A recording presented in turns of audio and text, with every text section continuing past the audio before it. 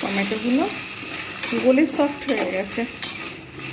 এবার আমি এতে দেবো জিঞ্জার গার্লিক পেস্ট, একটু জল দিয়ে দেবো, নাহলে কিন্তু তলায় মশলা পুড়ে যাওয়ার সম্ভাবনা থাকবে। আর অতিরিক্ত তেল কখনোই শরীরের পক্ষে ভালো নয়। একদিন দুদিন হয়তো খাওয়া যেতে পারে, কিন্তু অতিরিক্ত তেল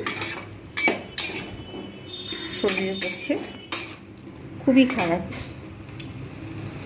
এবার আমি এতে দেবো ধনে জিরে গুঁড়ো হোমমেড রোস্টেড,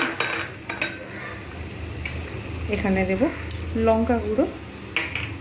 ভালো করে এগুলো কিন্তু এর সঙ্গে কষিয়ে নেব, এগুলো যাতে না তলায় পুড়ে যায় তার জন্য আমি একটু জল দিয়ে দিচ্ছি।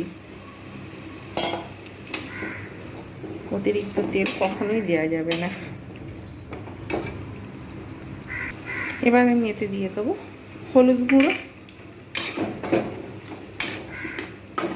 ভালোভাবে কষিয়ে রান্না করতে হবে, তাহলে কিন্তু ওলের ডালনা মানুষ মাছ মাংস ফেলে সব খেতে থাকবে। এতে দিয়ে দেবো কাঁচা ছোলা। আমার কাছে পাখিকে দেওয়ার পর এটা অবশিষ্ট ছিল, আবার আমি ভিজিয়েছি, এখন দেওয়া যাবে না, সেই জন্য আপনারা একটু বেশি পরিমাণে দিয়ে দেবেন ইচ্ছা করলে। আর এতে দিলেও টেস্টের জন্য আপনারা এইটুকু ব্যবহার করতে পারেন। এবার আমি এতে দিয়ে দেবো ওলগুলো, যেগুলো আমি বয়েল করে রেখে দিয়েছিলাম। এবারে আমি ভালোভাবে কষে নেব,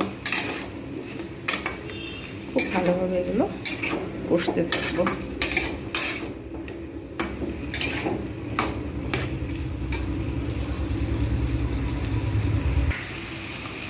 একটু দেব ধনে পাতা, এটা জাস্ট এর সঙ্গে, এটা আমি কিন্তু একসঙ্গে কষানোর সময় দিলাম, পরে কিন্তু গার্নিশিংয়ের জন্য একটু রেখে দিয়েছি।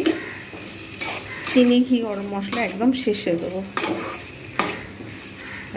ভালোভাবে কষা হয়ে গেছে, খুব সুন্দর একটা স্মেল আসছে। এবার আমি এর মধ্যে দিয়ে দেবো জল, নর্মাল টেম্পারেচারের জল, বেশি দেব না, ব্যাস। দিয়ে এবার ঢাকনা দিয়ে দেবো। একদম পারফেক্ট যখন সিদ্ধ হবে, গা মাখা মাখা মাখা হবে, তখন কিন্তু আমি এটাকে নামিয়ে নেব। তার আগে ঘি গরম মশলা এবং চিনি আমি দিতে থাকবো। এটাকে ঢাকনা দিয়ে ফুটিয়ে নিচ্ছি।